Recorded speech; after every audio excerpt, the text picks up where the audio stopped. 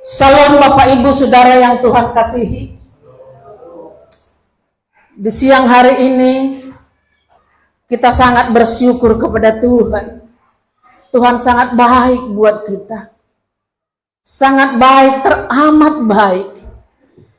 Membuat kita hari ini boleh bangun, boleh ada sebagaimana ada, boleh bernapas dan menghirup udara yang segar. Semua karena kasih dan kemurahan Tuhan. Amin. Nah, hari ini juga di kesatuan hati kita mau mendengar firman Tuhan yang tertulis di Lukas 2 ayat 14. Sebab hari ini, bulan ini adalah bulan Desember, bulan Natal Kristus bagi kita. Kita akan sama-sama membacakannya di Lukas 2 ayat 14. Amin. 1, 2, 3 ya. Kemuliaan bagi Allah tempat yang maha tinggi, dan damai sejahtera di bumi di antara manusia yang berkenan kepadanya.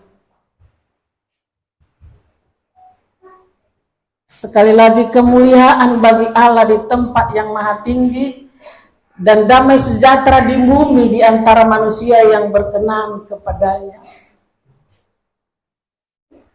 Jadi Bapak Ibu Saudara yang Tuhan kasihi,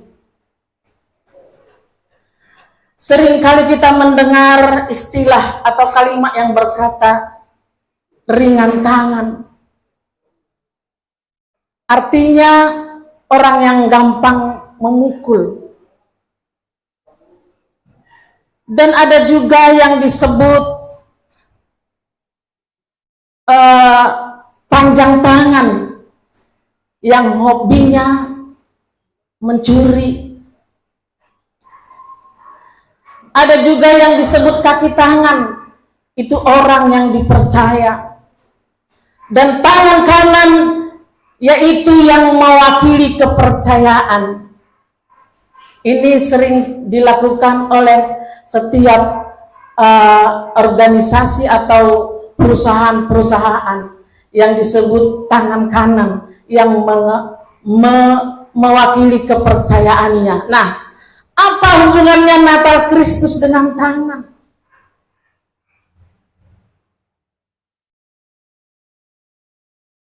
Di Alkitab seringkali dikatakan gerakan tangan, gerakan Tuhan.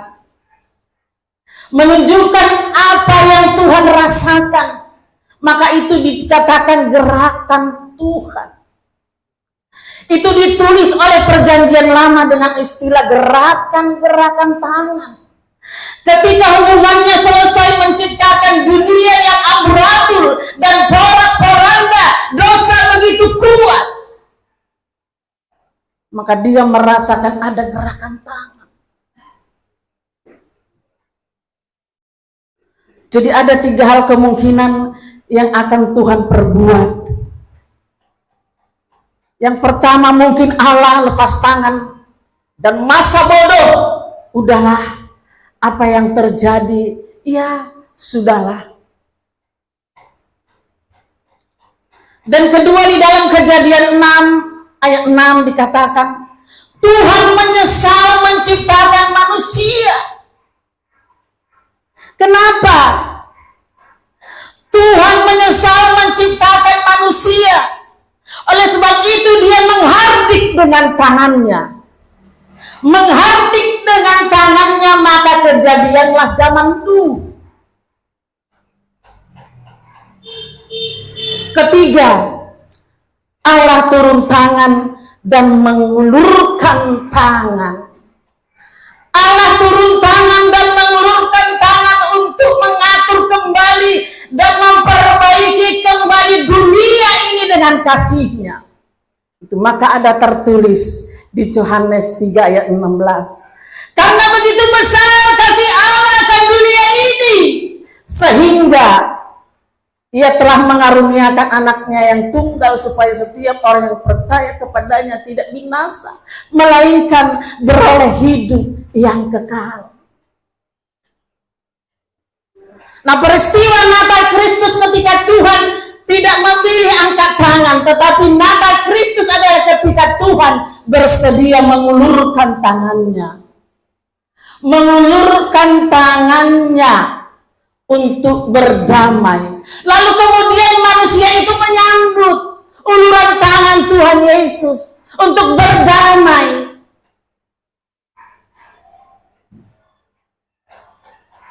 Jemaat GBI Martabe juga menyambut uluran tangan Tuhan supaya kita semua rukun, supaya kita semua hidup damai dan sejahtera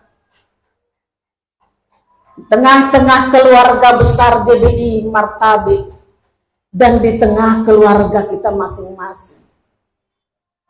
Ulurkan tanganmu menyambut kelahiran Tuhan Yesus, sehingga ada damai di dalam hidupmu, ada kehidupan yang rukun.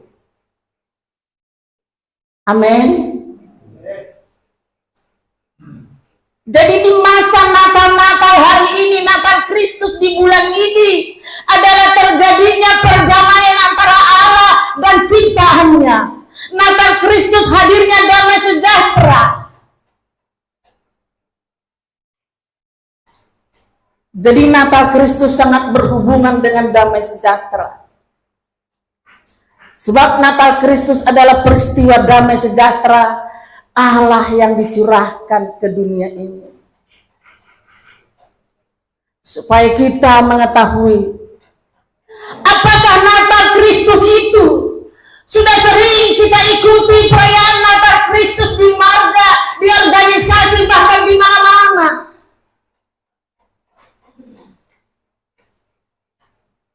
Apakah Natal Kristus itu? Yaitu terjadinya damai sejahtera ketika hubungan yang rusak antara sang Khalik sehingga kita dipulihkan. Ketika Kristus datang, maka tidak heran kalau tiba-tiba para gembala menyaksikan parade yang luar biasa.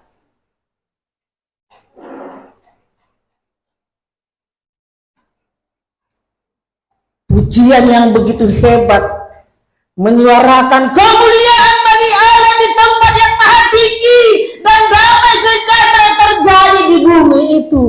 Terjadi karena Yesus lahir. Hanya karena Yesus lahir di Betlehemlah, maka malaikat berani mengatakan damai sejahtera terjadi di bumi.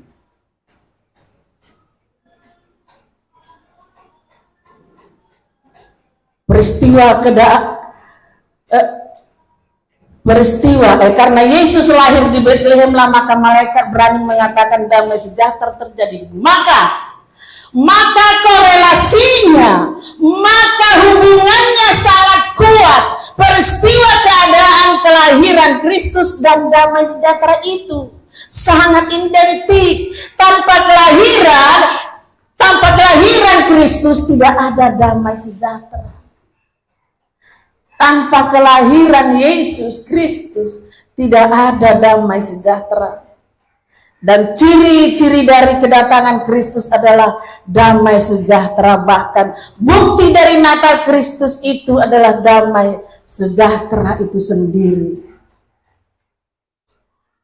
Dan ciri-ciri kedatangan Kristus di GBI Martabe, di jemaat GBI Martabe, kalau kita boleh sehati sepikir, rukun, bergandeng tangan dalam situasi suka dan duka, saling peduli dan tolong menolong. Amin.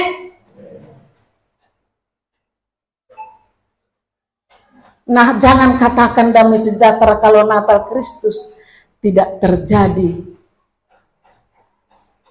Jadi damai sejahtera berarti Salom, yang artinya dua hal yang terjadi, rohani dan jasmani. Kebutuhan lahiriah terpenuhi dan juga kebutuhan spiritual. Makanya Salom itu dua aspek, kondisi rohani dan kondisi jasmani. Jadi damai saja tidak bisa, maka harus ada damai dan sejahtera. Jadi berbau rohani dan jasmani. Tidak bisa saling dinikmati oleh siapapun kalau Kristus tidak datang. Damai sejahtera adalah bukti hal kedatangan Kristus. Dan kelahiran Kristus menjadikan damai sejahtera itu terjadi di dalam setiap hidup kita. Nah, apa efeknya kalau damai sejahtera itu tidak datang? Sangat berdampak Bapak Ibu. Kalau Yesus tidak lahir ke dunia ini, engkau tidak bisa berbicara tentang kasih. Sebab Allah itu kasih. Kasih yang paling luar biasa. Dia hadir sebagai manusia. Dan kalau Yesus tidak pernah datang, kau dan aku tidak akan pernah kenal apa itu kasih. Dan jangan pernah berpikir ada orang peduli untuk saudara. Karena kehadiran Tuhan Yesus juga mendatangkan kepedulian bagi setiap kita. Karena kepedulian itu dilandasi oleh kasih. Tanpa kasih tidak ada kepedulian. Dampak besar bagi dunia ini ketika Kristus tidak hadir, tidak ada penebusan, tidak akan ada pembicaraan tentang di rumah Bapa banyak tempat tinggal. Jadi bagaimana caranya memulihkan suasana yang porak-poranda itu? Menghadirkan, menaungi dunia dengan damai sejahtera ketika Kristus lahir ke dunia ini. Saudaraku, di peristiwa Betlehem ada yang berat mau Tuhan lakukan. Kalau kita baca firman Tuhan di Kejadian 6 ayat 6 seperti yang kita baca tadi. Tuhan menyesal menciptakan manusia. Tuhan berkata kepada Nuh, saya tidak menghukum manusia dengan air, tetapi upah dosa adalah maut. Itu yang dikatakan. Upah dosa adalah maut. Yang salah harus dihukum. Tetapi ketika Allah mau menghukum, selalu ingat janji, aku tidak akan menghukum manusia dengan air. Maka Allah sangat geram karena peristiwa Nuh sama sekali terjadi, orang tidak berubah dan dosa masih ada dan semakin merajalela. Tuhan menahan amarahnya karena tegar tengkuk manusia. Tidak ada untungnya bagi Tuhan untuk menyelamatkan dunia. Pun tidak pernah rugi. Tuhan tidak pernah menebus engkau dan saya. Tidak pernah rugi dia. Makhluk manusia saja ketika berdosa dibuang ke neraka. Ngapain saudara dan saya ditebus? Nggak ada gunanya. Semua itu menurut logika kita. Tetapi tidak menurut Tuhan. Oh tidak. Tidak Bapak Ibu Saudara yang Tuhan kasihi. Dunia ini ditebus dengan kasih karunia. Jadi menurut saya perjuangannya yang sangat berat adalah mengubah amarahnya. Mengubah amarah Allah menjadi kasih karunia. Dan menghadirkan Yesus di Betlehem. Bagaimana perjuangan dan perbuatan kita, saudaraku, untuk menghadirkan Yesus dalam hidup kita. Supaya kita bertahan di dalam damai sejahtera ketika menghadapi amarah. Bisakah kita lakukan? kita berjuang menghadirkan Yesus di hidup kita, supaya kita bertahan di dalam damai sejahtera ketika menghadapi amarah. Jadi perjuangan berat yang dilakukan Tuhan untuk menghadirkan Yesus di Betlehem setara dengan perbuatan perkara ajaib yang Tuhan perbuat adalah ketika Dia di atas Golgota.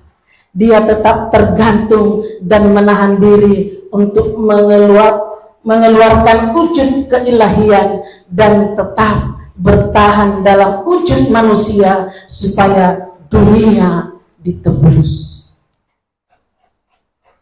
Kuasa yang begitu besar, mujizat yang begitu besar yang dibuat oleh Allah, termasuk Yesus di kayu salib, menahan diri demi keselamatan kita. Dia tetap terhina dalam kerendahannya bagi kita. Peristiwa Betlehem juga adalah perbuatan yang sangat-sangat luar biasa, yang mana aku dan kau harus berlutut dan angkat hati untuk bersyukur, tanda bahwa Allah mengasihi kita. Kalau tidak seperti itu, tidak ada penebusan. Amin. Kita harus berlutut, mengangkat hati bersyukur kepada Allah yang selalu mengasihi kita. Sekarang bagaimana? Apa yang mau kita bawa dalam kehidupan beriman kita? Saudaraku, hanya kita mengatakan kemuliaan bagi Allah di tempat yang maha tinggi dan damai sejahtera di bumi di antara manusia yang berkenan kepadanya. Natal adalah ketika terjadinya damai sejahtera. Allah turun tangan, mengatur ulang, meriset, lalu kemudian memulihkan, dan pemulihan itu terjadi. Natal adalah ketika saudara dan saya mengalami pemulihan. Pemulihan hubungan, tanda Tuhan peduli, maka Tuhan begitu besar, begitu sangat besar peduli kepada kita.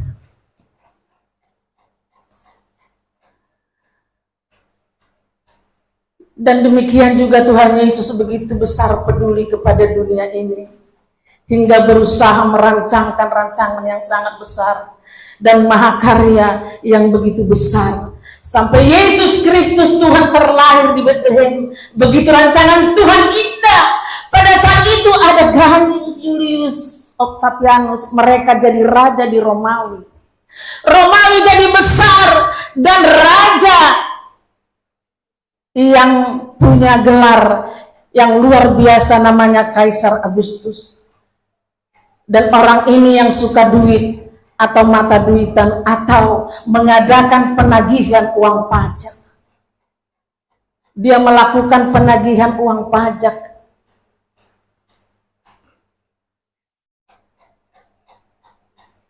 Dia mengadakan sensus supaya wajib pajak di semua penduduk Nazaret. Oleh karena itu Maria dan Yusuf harus pulang ke kampungnya karena nenek moyangnya tinggal di Betlehem. Dari Nazaret dia berangkat ke Betlehem. Andai kata Kaisar Agustus tidak membuat sensus itu, maka mereka tidak sampai ke Betlehem. Di perjalanan mereka, menurut Alkitab, perjalanan mereka ada sepanjang 70 sampai 80 mil. Yang artinya itu 130 km. Wow, jarak mereka yang akan mereka tempuh dari Nazaret ke Betlehem. Saudaraku, kita bayangkan 130 km. Apa yang dialami mereka? Suka dan duka. Mengalami perjalanan di lembah kelam. Sulit untuk kita bayangkan perjalanan yang 130 km yang mereka akan jalani. Apalah yang mereka alami di perjalanan. Saudaraku, mereka akan mencari tumpangan tetapi tidak ada yang mau memberi tumpangan.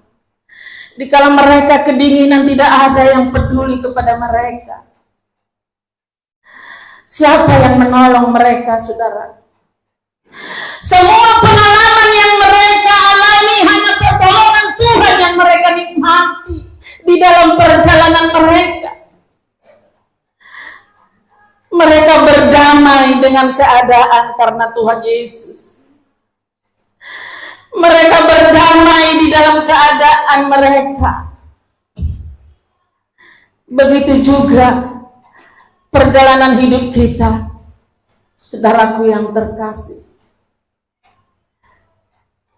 Getir pahit, lewat lembah kelam masalah, persoalan, tantangan. Siapakah yang dapat menolong kita? Hanya Tuhan. Penolong kita yang sesungguhnya memberi kelegaan. Dan dia sangat menantikan kehadiran kita untuk datang kepada dia, karena dia katakan, marilah kepadaku hai kamu yang berletih lesu. Tuhan Yesus memberikan kelegaan. Hanya Tuhan Yesus yang dapat memberikan kelegaan dikala kita menghadapi masalah, persoalan, tantangan berat. Seperti perjalanan Maria dan Yusuf, 130 km yang begitu panjang, yang tidak bisa kita bayangkan, saudaraku yang terkasih. Apa yang mereka hadapi ketika menjalani 130 km, tapi Tuhan menolong mereka. Dan sampailah Maria dan Yusuf di Betlehem. Tibalah waktunya bagi Maria untuk bersalin. Dan pas pada waktunya tiba di Betlehem, lahirlah anak Maria. Sungguh rancangan yang luar biasa Tuhan perbuat dalam kehidupan Maria dan Yusuf. Saudaraku yang terkasih, banyak hambatan yang mereka alami, tapi semua itu mendatangkan kebaikan. Di dalam kekacauan itu Allah turut bekerja mendatangkan kebaikan bagi mereka. Lahirlah Yesus di Betlehem. Ketika proses Betlehem, Tuhan pakai salah satu pemilik kandang yang tidak punya nama, tidak ada identitasnya. Tuhan pakai untuk sesuatu yang dahsyat. Ketika ada rancangan Herodes yang jahat, tetapi Tuhan mengadakan sesuatu yang istimewa. Dia datangkan orang Majus dan meneliti bintang-bintang, ahli peneropong yang luar biasa.